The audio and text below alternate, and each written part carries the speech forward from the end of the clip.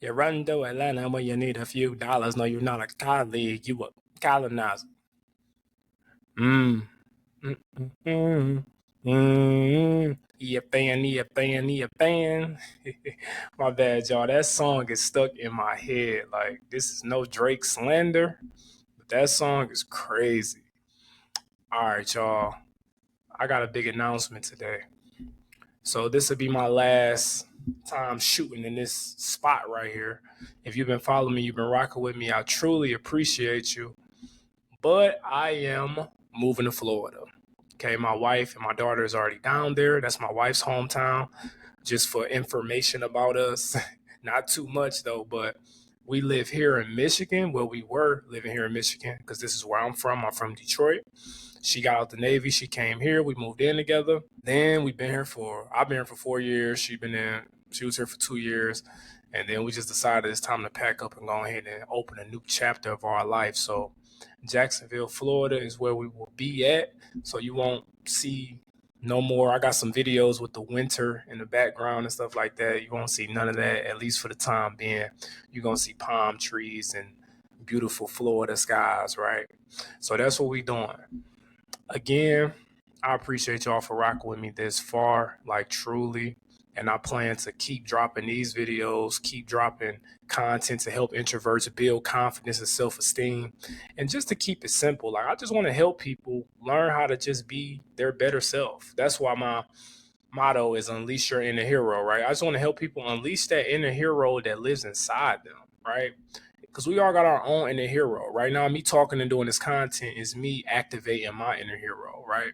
And your inner hero is that true voice inside you that you know you need to release to the world, but you might not have gotten, nobody gave you that push yet to really go ahead and muster up enough courage to do it. So that's what this content is for. You feel me?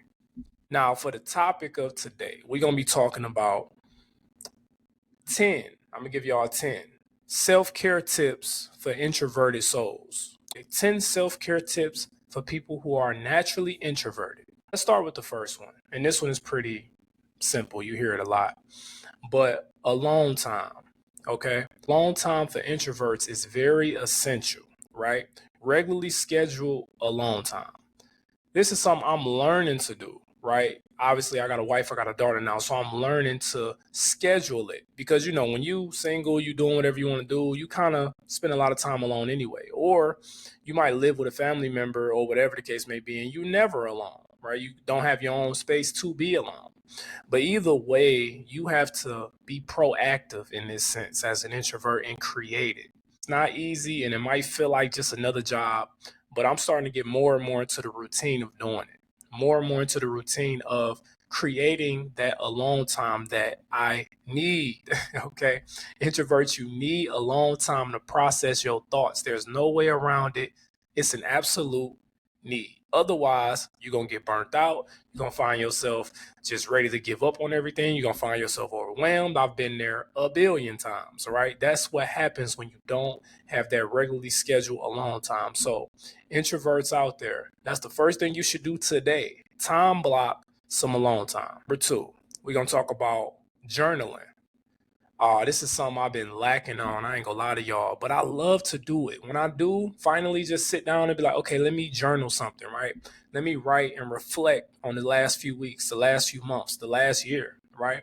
When I finally sit down and do that, it's a release, right? You got to get stuff out of your head, especially as an introvert. You have this giant inner world inside you that only you have access to, right? And people may not understand that. And sometimes that's the best place to be. I love spending time in my inner world. I got you.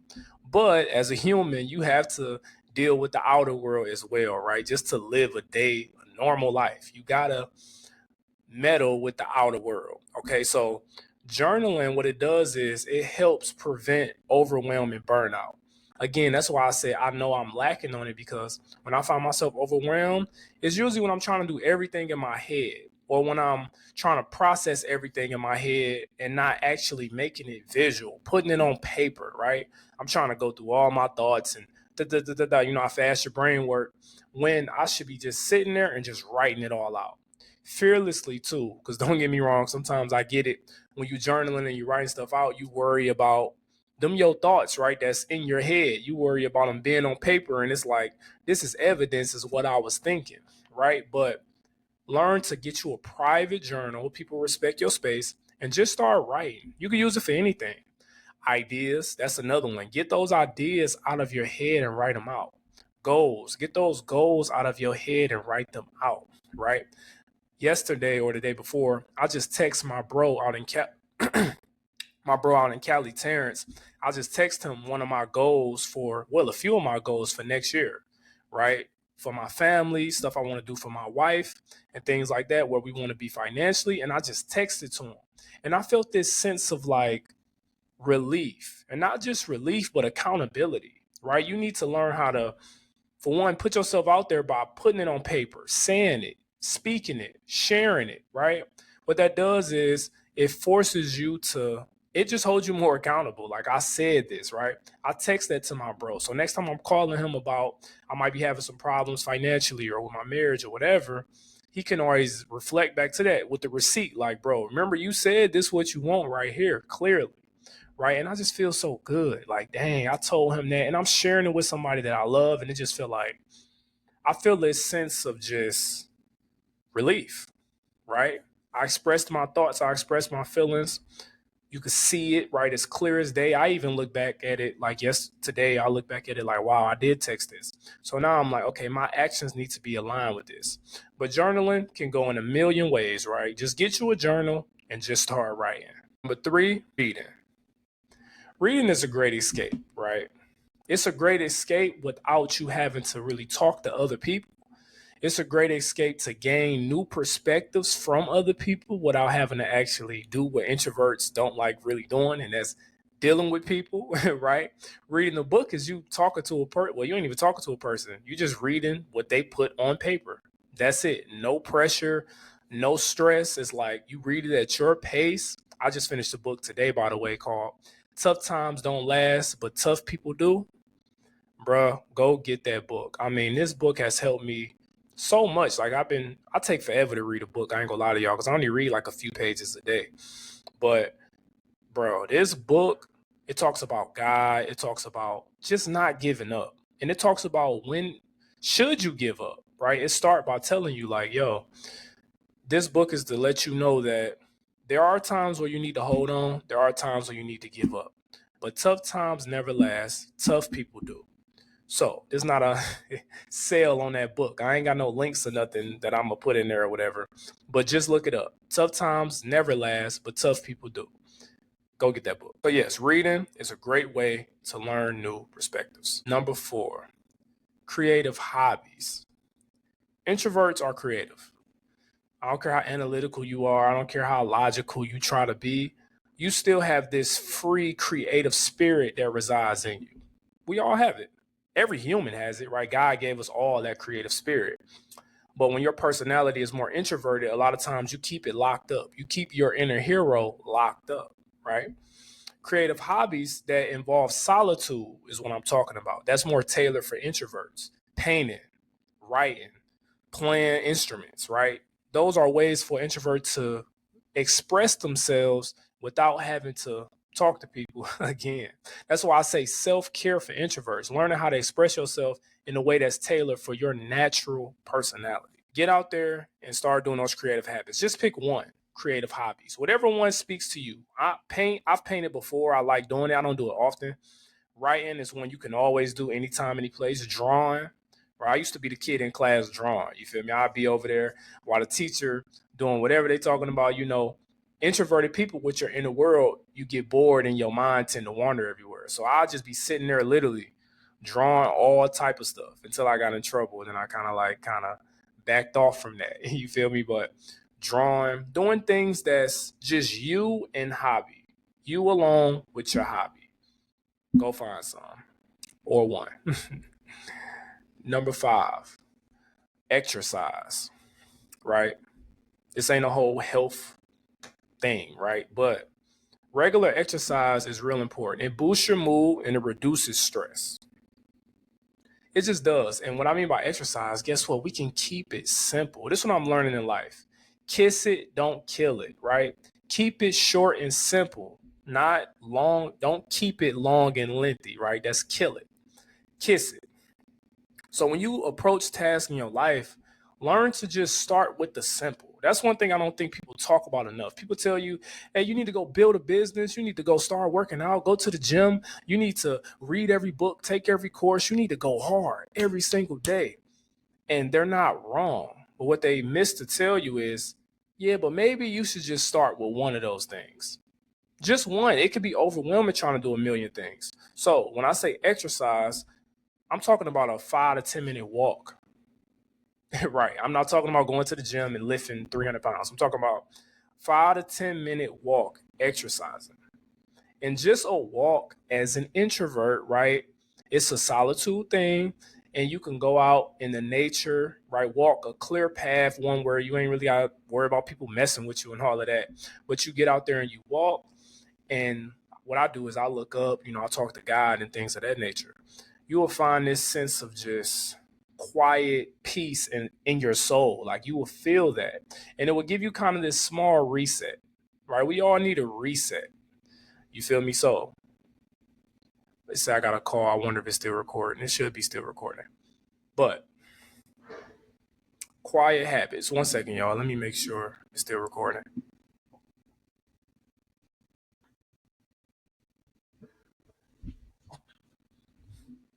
Okay, yes, it is. Hold on.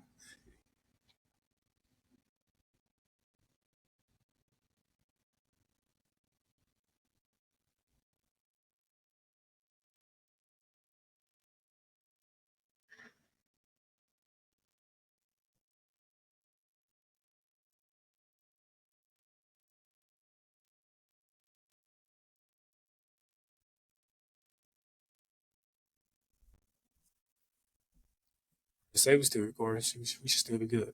Okay.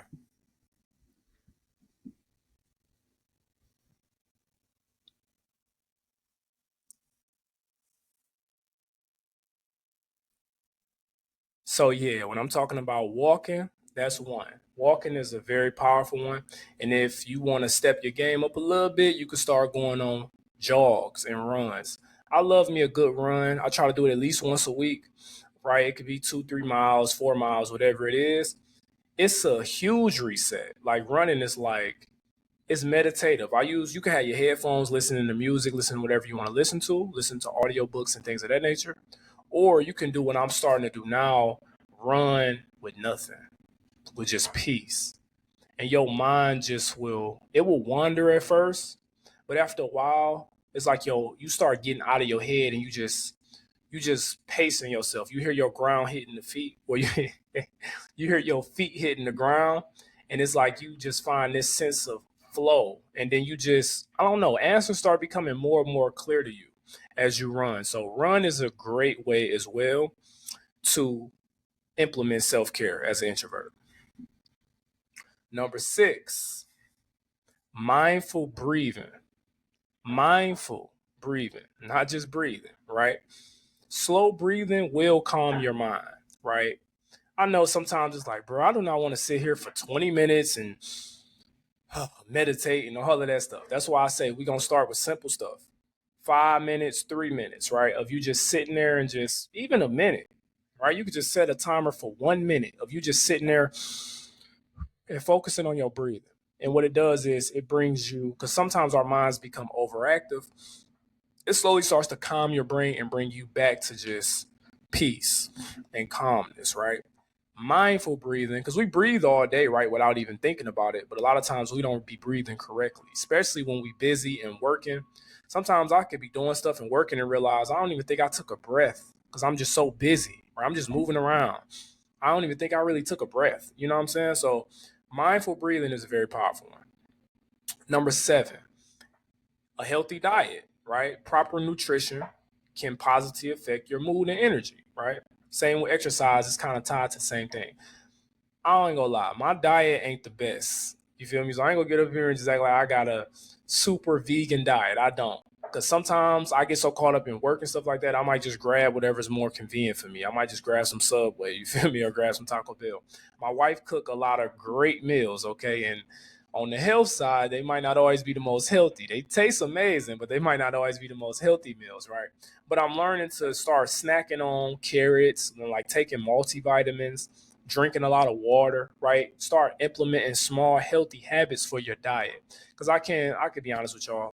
If you go eat some McDonald's right now, I can guarantee you, and you go to the gym in an hour or two, you're gonna feel that McDonald's, right? You're gonna feel yourself battling two things: working out and the bad food you just ate. But if you eat some carrots and a salad and then you go to the gym or you go for a run, I can guarantee you, you're going to feel completely different. You're going to feel like you got a boost of energy rather than your body trying to get rid of something that you shouldn't have ate. Okay. So, a healthy diet. Number 8, quality sleep, right? Quality sleep maintains physical and mental health, right? It's like restoration every single day.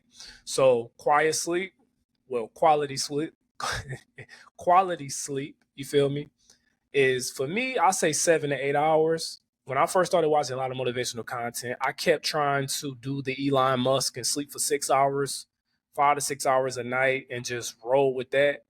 But every time I do that and I get in the rhythm of doing that, it starts to catch up to me and wear me down, right? But when I sleep for 7 to 8 hours, I don't need no naps in the middle of the day. I don't need none of that. So quality sleep is a great way to start taking care of yourself. It's actually probably the most important way. Besides a healthy diet, you need quality sleep. And quality. One thing I do now is I don't have a TV in my room, or we didn't have a TV in our room, right? That helps you sleep better. When you don't have a TV in your room, there's no stimulation, and you only use your bed for sleep, right? An hour before you go to sleep, turn your phone off, right? Or at least turn the blue light filter on there. It'll help keep you from just that blue light is bad for you. Just put it that way. But the blue light filter, you can turn that on 30 minutes before you go to sleep. Try not to look at your phone and just let your mind kind of go down, right? Pray, do whatever you need to do to just reset your body and prepare for the next day. So quality sleep matters. I also sleep with white noise on. That's a real powerful one too. That white noise though is dangerous. So if you get up early every day to go to work, it might be tough. That white noise to keep you in the bed. So be careful with that. Otherwise, focus on getting you some quality sleep every night. Number 9, music therapy, right? Music that soothes you, music that's therapeutic for you, right? It helps you manage your emotions. And that's what I learned. Our emotions go up and down. You could be feeling all the way up super happy today, then guess what? Tomorrow you feeling depressed and lonely and you want to give up on everything. I'm telling you, our emotions is just a roller coaster that we can't control. But what we can do is respond to them a certain way and not let them control us. So, music is a great way. Even me, I find myself when I'm not listening to music, after a while, I notice my emotions start kind of getting out of control. But if I'm down one day and I literally go sit in the car for a minute and I listen to Drake Do Not Disturb, you feel me? Or I listen to songs that just got that soothing nature, songs that match your mood at that moment. You got those songs for every mood that you're in. And it just somehow it just soothes you and it kind of after you just feel better. Like, oh, I feel a lot better. So music is a powerful way for introverts to take care of themselves, consistently listening to it to match your mood to help you manage your emotions. 10, last but not least, a digital detox. We don't talk about this enough. Taking regular breaks to reduce overstimulation, declutter in your mind, right? This improves your quality of sleep, like I mentioned, right? Turning your phone off before you go to sleep. But digital detox is kind of like a fast for your mind, right? Everybody talk about the physical fast, right? Not eating. A lot of people don't talk about that digital detox.